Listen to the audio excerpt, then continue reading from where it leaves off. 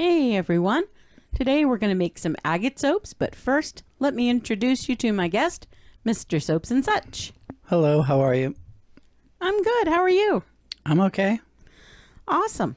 Well, as you know, we did some experimenting a few weeks back, and if you don't know and you did not see that experiment, I will link it at the end of this because I really feel like it's about half of the process of this soap, because the embeds that I created for this soap were done in that video. So, and I can't really go over the whole details of that, but it's the heat gun experiment if you're looking for that. So what are your thoughts on that experiment and how that came out? This one here? Well, the one we did when we were melting with the heat gun. I don't remember. We've done so many recently. I don't remember exactly how it went. I remember we were melting stuff on, the one that we just melted it flat. Yeah. And then did it in the thing. See it in the Yeah. left or right side? Yeah. We made these embeds. We made 3 different types basically. And so in this particular video, we're using the purple and orange scraps that we melted from a soap I did way back in October or even maybe September, because it was for Halloween. It was a Halloween swirl soap, and so we used those scraps and melted them, and hopefully you'll watch that video because it was a lot of fun. And the embeds created, to me, looked like agate. There was, and I'm hoping you can kind of see it from here in that piece off to the right side of your screen. There was like these striated rivers, almost these little stripes and swirls that just reminded me of banded agate of some type or an agate slice. And so that's why I kind of went with trying to create an agate. I'm sorry if you're hearing the cat meow. He may not be coming through the mic at all, but if you're hearing him, he just wants attention and he's not allowed in this room. So he's just going to have to suffer for a little bit. What are you going to do? I don't know what he'd do if you got him in here. I don't know. Do you want me to let him in? If you want. All right. Pardon me while I let the cat in. Meow. He wants to say hi to everybody. Come here. Kimchi. His name is Kimchi. Where are you? Come here.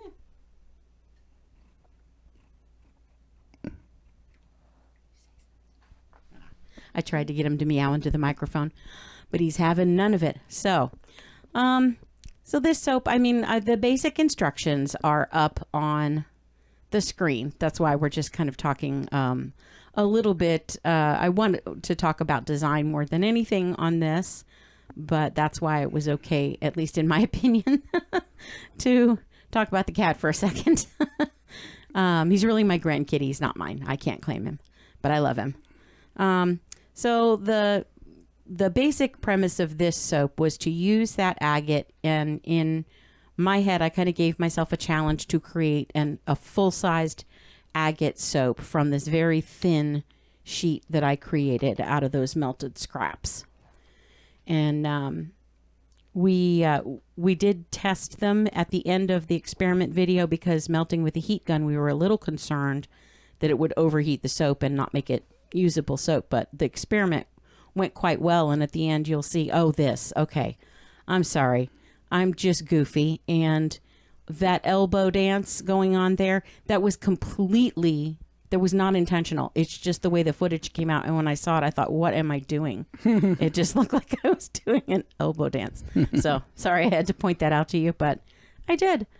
So in order to create a full-sized soap with that, other than putting a bunch of it in layers, which to me just destroys the whole idea of it, because the look of the piece laid out is what made me think of the agate. So was to kind of sandwich it between a few different layers.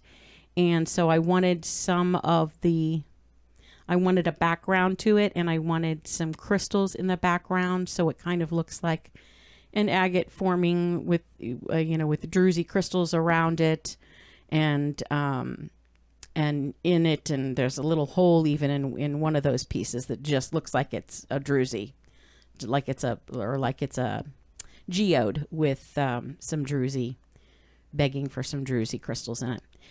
And if you don't know what druzy is, it's when you get the little tiny crystals covering something or lining a geode, something like that. They're beautiful. These don't quite look like that, but they represent the crystal look for this soap. And when I mentioned there that I keep crystals on hand for my polished rock soaps, I mentioned that a little bit back. It's the polished rock soaps I'll show you at some point. You can probably find those. I think there's one in my very first video ever that I made, the Valentine's Day video, because I did some heart crystal soaps, and I think I also to the side kind of at the same time was doing a polished rock lavender, not lavender, what do you call it, amethyst, an amethyst polished rock soap. But that's one of my bigger sellers, and so I keep and for a while I was doing them for a larger account. And so we made literally boxes of crystals. We made little, larger than shoebox size. I don't know those, I don't know, tubs. We just put them in tubs and store them and glitter them up in the tubs. And by glitter them up, I just mean, add glitter, stir, shake, whatever you want to do. And so I'm creating this layer with, I wanted to do a couple of different colors kind of swirled. I wanted some light to come through the back, which is why I did add that a little bit of clear here and there. And then I'm adding that little bit of extra glitter here just to give it a little extra sparkle, because crystals and sparkles go well together. There is a lot of sparkle in the original, in the embeds you see me getting ready to use here, because it was a fairly sparkly soap. It was a layered soap, and not layered, swirled, sorry. And I used a lot of sparkle sunshine in that. So the reason you see me having them sit on the sides of the mold there of the slab mold, which I couldn't think of the other day when I was trying to, the name of that type of mold that is flatter and wider than just a single loaf. Doesn't have to be flatter. They do make full size ones, but I'm not doing melt and pour soaps like that. So, but the reason I had them sitting at the top there is because I kind of planned out the shapes I made. I cut them in a way, I was trying to cut them in a way that best showed off the little stripes and the way that the soap kind of ran together and made those stripes. And so hopefully I ended up doing that. I think I did. I liked the way they came out in the end, but I was trying to kind of, make it look organic and make it look like a crystal. So to cut them in that way and then also fit them in the mold would have been too much to do on the fly. That's why I did it ahead of time. So you didn't really get to see me do that cutting and placing. And I placed them so I wouldn't forget, because it would be just like me to cut them and then forget how I had them aligned. So that's what you see me doing now, is fitting them in. And then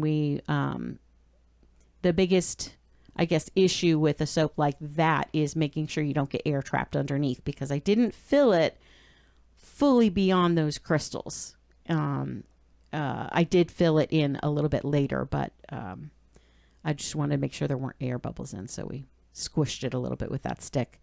And I think I got them all, because when I cut into the soap later, you'll see I didn't find a single air bubble there. So pretty sure I squished it good enough. Squished it and spritzed. And then I'm adding a few more crystals kind of in and among those pieces, because I don't want it to look like weird cut shapes, which is kind of, to me, what it looks like if I didn't add these additional crystals to the top. You see how it could kind of look just like big chunks? Mm-hmm. Yeah. If I didn't do that. In fact, there was like one of the soaps that came out that I was not real pleased with. And it was, I'm sure other people love it. I'm picky. And it was just because it looked like a weird chunky shape instead of a crystal. But I know that, you know, in nature, there's all kinds of things that happen within rocks and crystals. So, yeah, that's one of the things I like about it. Just, you know, anything goes. Yeah, the crystal ones you can kind of get away with more. Yep.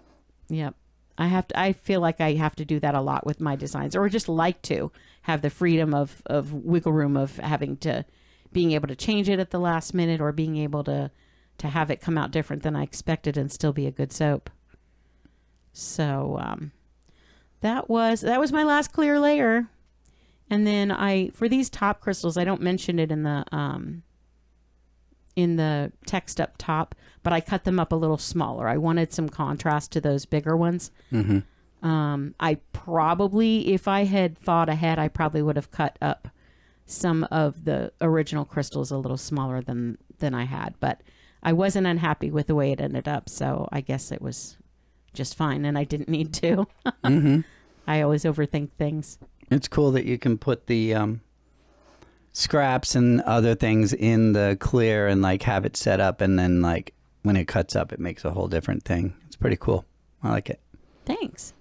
Yeah, I like that part. I like that part of the design aspect of it, that you can. It's kind of a picture as a whole on its own, but when you cut it, it still looks good. I hesitate to talk about it much because I do want to do a landscape soap. And to me, I can't just do a landscape in a mold like that and then cut it up, because then you're really compromising the whole image, the picture. When I'm doing a landscape soap, I'd rather have the image go through the entire bar, through each bar. But I am really grateful for the markings on the sides of this mold. Along the edges, along that lip, there's markings, and as long as I remember to use the knife and make the marks before I remove it from the mold, I'm good. I did not this soap, but one or two before I took it out of the mold, and I was like, oh no, I forgot to mark it, and I had to put it back in, and it was fine. But I just think it's a little more accurate and easier to do it if you just do it, you know, before you remove it from the mold. Did you mark the mold? I only marked one because the marks that are there are like a raised part that came with the mold. Oh, so it came with marked. Yeah, but it's missing one, so I did have to mark one with a Sharpie. And it's weird. It's just like missing one. It's very weird. Anyway, this mold, I do love it, but it's hard for me to kind of, you know, be a proponent of it, or, you know, push it out there towards you, because nobody can find it anymore. That's one of the difficult things about finding things on Amazon. You can find some really, by the way, I think the back looks like a Galaxy soap.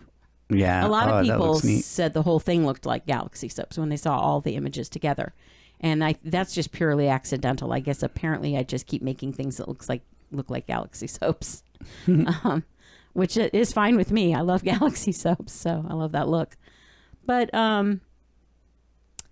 the Amazon stuff. You can find some really good deals on Amazon, and you can even find really quality products there. But if you find something you really love, you should go back and get another one right away if you think you'll use it, because chances are you're not going to find it again.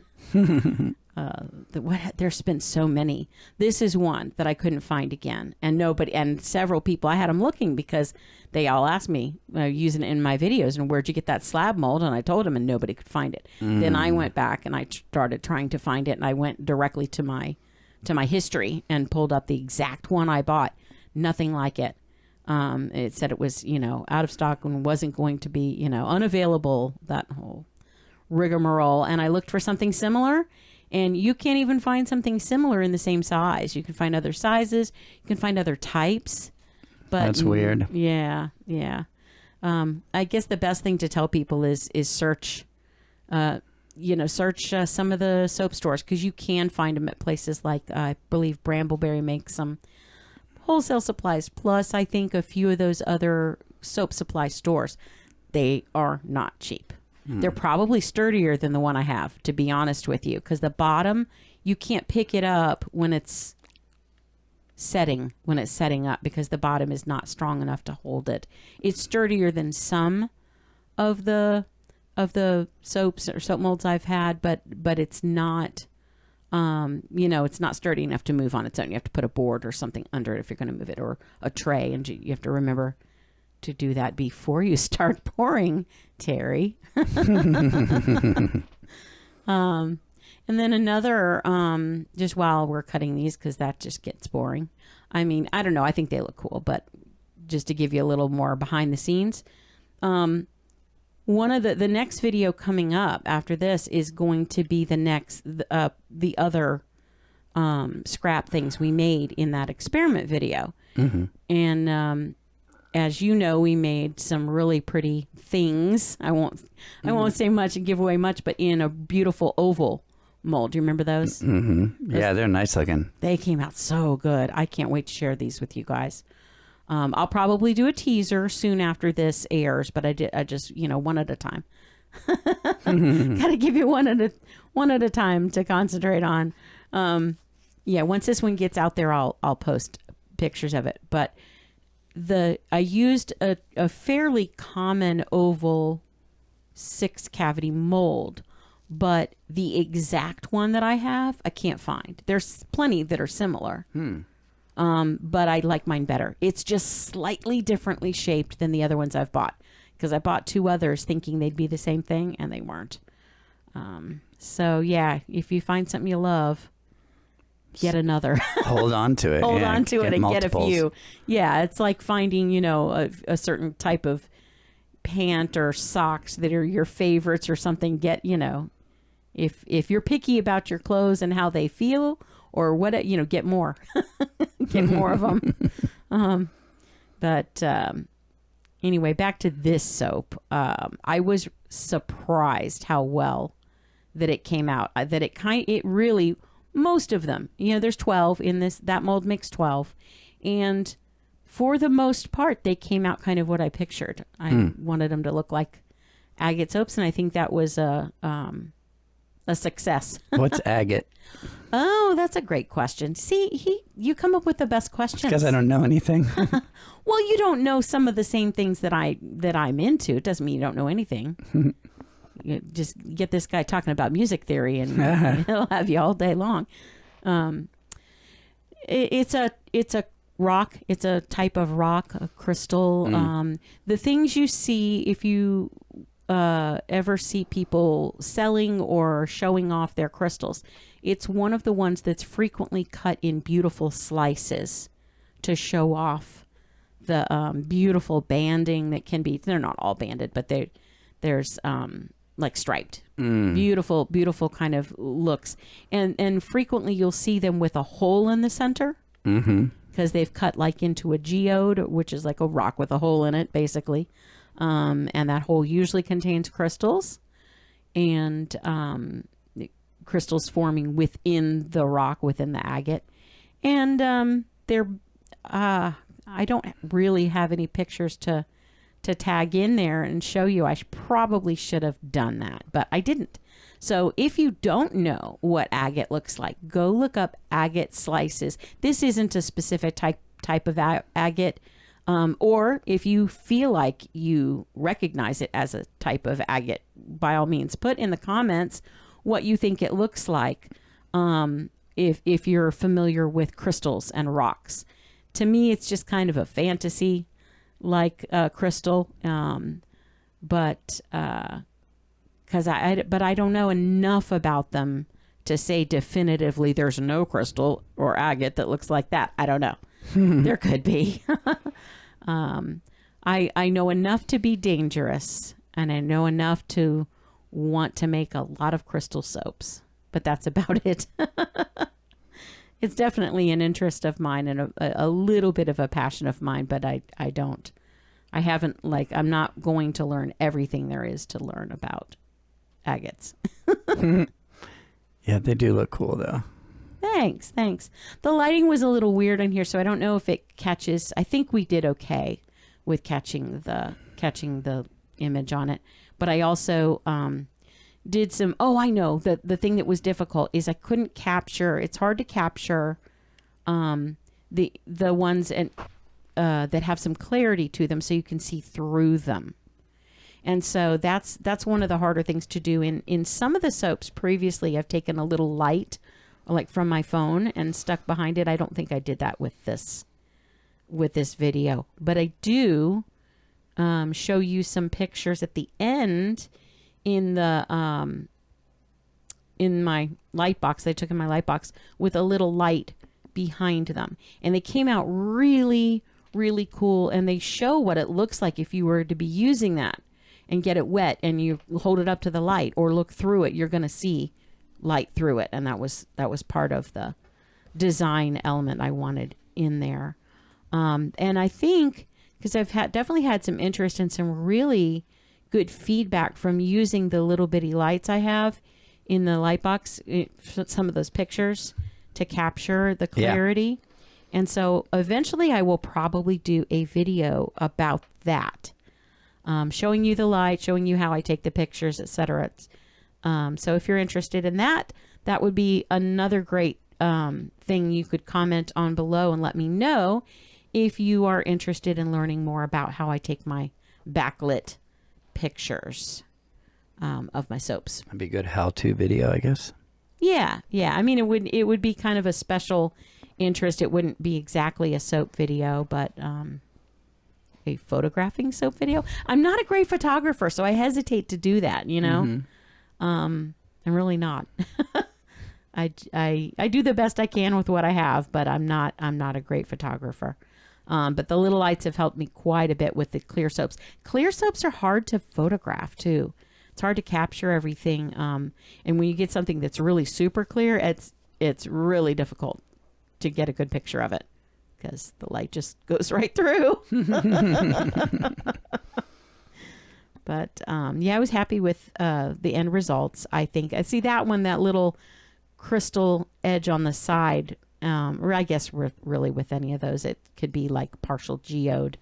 I kind of was hoping to get that one all in one soap, but it didn't work out that way. But let me know in the comments also what you think of the color combo of purple and orange. It's not a very common color combination, but for some reason it really found me this year. And that one, or when I say this year, I guess I really mean last year. But this is the second incarnation of it just because of the embeds I made from the soaps from last year's Halloween swirl. I didn't really talk much about the fragrance. I put it in the thing. I just used lavender essential oil. It's actually French lavender, and I believe I got that at New Directions. I'll put a link if I can find it. But it blended fine with the embed, partially because the embed is so tiny. I mean, it's really thin. It does create a big part of the design, but it's also really thin. It was just kind of a sweet candy smell. I was going for kind of a, I don't know, Halloween candy vibe, and it was just basically a sweet candy. So it went very well with the lavender. Just kind of made it a little more on the sweet side. I'll bet that matches up based on what it looks like. Yeah.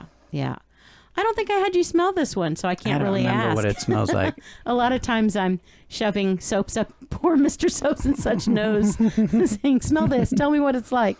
Tell me if you like it." Sometimes I don't have to shove them up his nose because the smell is wafting all through the room, and I'm like, "What do you think of the fragrance?" But I don't always remember to ask. There's a lot going on when we're doing these videos. Oh, that's one of my favorites. I really like the way the play between the little crystals and the soaps, and that one too. When you're seeing these come through, what I'm noticing about this one too, and it's probably due to the way we did it. It's just kind of very random. They each look so different. Mm-hmm. They definitely do when you cut them up. Yeah, it just so many of them just have a completely different look to them. Like that one, I don't know, some of them remind me of a spacescape or something, a space scene, which I also see a lot in some of my imagery. I don't know, maybe the universe is trying to tell me something. I'm from outer space. Well, here we go. We're at this part. if you liked any of what we did today, I didn't really do a how-to. We were just kind of gabbing over the top of the how-to that was written across the top. Because this really, it's not something you can exactly replicate. You can just take the idea and be inspired and do something that's your own. If you try it, please, if you tried even just the heating the scraps with the heat gun, if you tried that experiment, because some of you said you were going to, please leave a comment and let me know if you did and if you liked it and if you had fun with it and if it made soap. Because we tested ours at the end, and there's the piece I started with. I just wanted to throw that in the Lightbox pics so you could see where we started. Yeah. And so test it and let me know if it's soap or if it overheated for you.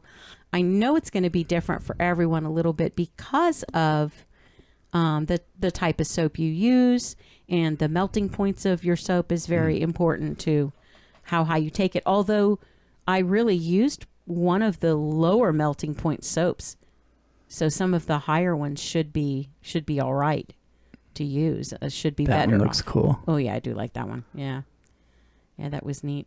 I don't mind that one either. That one's kind of neat. Well, I appreciate your time. Thank you so much for showing up for us. Bye.